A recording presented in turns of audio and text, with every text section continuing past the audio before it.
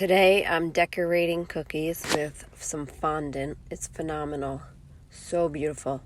So you roll it out. It's a lot like clay. I got this one at Michael's. It's the Wilton brand. And it's also vanilla. So it's not just plain. So pretty. So I roll it out and then I cut it with the matching cookie cutter. As you can see. I got this cookie cutter online. And it was really hard for some reason to do the words. I think it was thank you or grateful. That's what it was, grateful.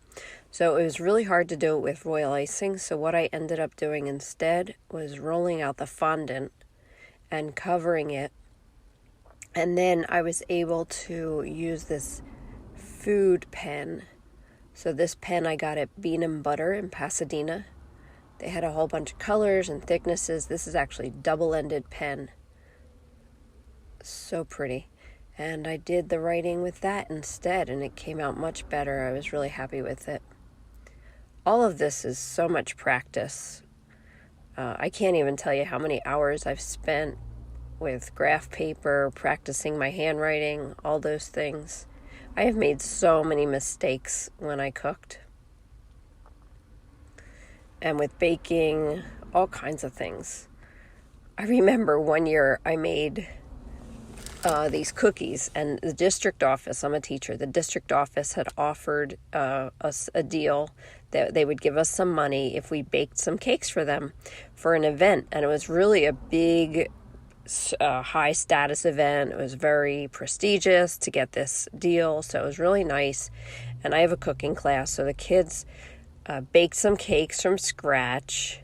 We spent a lot of days, and we picked out a really cute design. It looked like there were sharks swimming in the ocean, and they were made from Twinkies. I think it was from that book, What's Up Cupcake? And we baked the cakes, and we sent them over to the district. They were beautiful. And then a couple weeks later, I saw my boss at the district office, and she said to me, I said, "How are the cookies?" And she said, "Oh, they looked really pretty." And I thought, that's funny. She didn't say anything about how delicious they were. I said, "Oh, were they sweet enough?" And she said to me, "Oh, is that what you did? You didn't add sugar?" Oh my gosh, I was so embarrassed. I thought, I don't even know what happened. So anyway, I learned very quickly that cake mixes are the way to go in class, and that we just don't have enough time. Oh my gosh, so many things. One year I baked a turkey for Thanksgiving for my Aunt Di and my mom, and we had a beautiful Thanksgiving dinner. And I pulled the turkey out, and sure enough, it was RAW, completely raw on the inside. I was probably 16 years old, being very ambitious. So anyway, here I found a stamp. Once I use a stamp for craft ink or things like that, I don't use them for food. So this one's solely used for food, and I used the marker as the ink, the food pen, and then I was able to stamp, and I press pretty firmly on that because I don't want just the look of the stamp. I want the texture as well, and that's the fun of using fondant, is it can get embedded in there.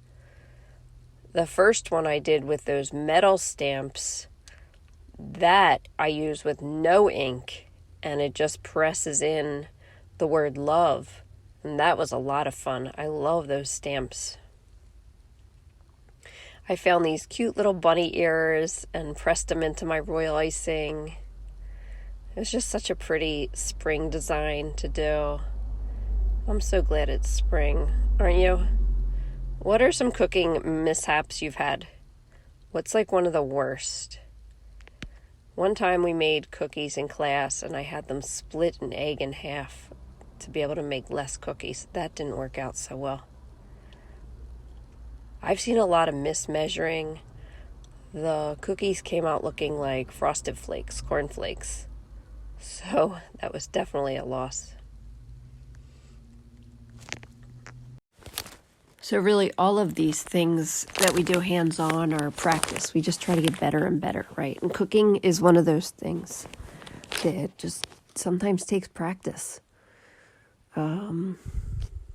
I've messed up. I can't even tell you how many things I have oversalted, especially oversalted or burnt all the time. Sometimes I come home and I think, oh my God, what's that smell? And it's something that I left in the oven. These kinds of things happen all the time. The other day, I was so excited. I was making my husband some chocolate chip cookies, and he uses the back of the chocolate chips, the Nestle Toll House recipe. That's his favorite. I'll tell you that story, how we discovered that that was his favorite another time. He thought it was his grandma's special recipe. But anyway, I was making these chocolate chip cookies because I was off on spring break, and I was so excited to do it, and I measured everything out, and I ripped open the bag of chocolate chips and poured them in, and something wasn't right. The chocolate chips were not sticking in the dough. The dough looked paler than usual. But I set them up to bake anyway, took them out of the oven, and they had not flattened at all. They were just like these round puffs on top, just like a ball. And I think what happened was that I added an extra 1.75 cups of flour, because when I saw the ingredients, it said 4 cups flour. But I had ripped off the part that said 2.25. So I just saw the 4. Anyway, and I actually used baking powder instead of baking soda by accident. They came out so good. I ended up pushing it into like a biscotti type rectangular shape, and they came out amazing, like very buttery, crispy. I was really happy in the end.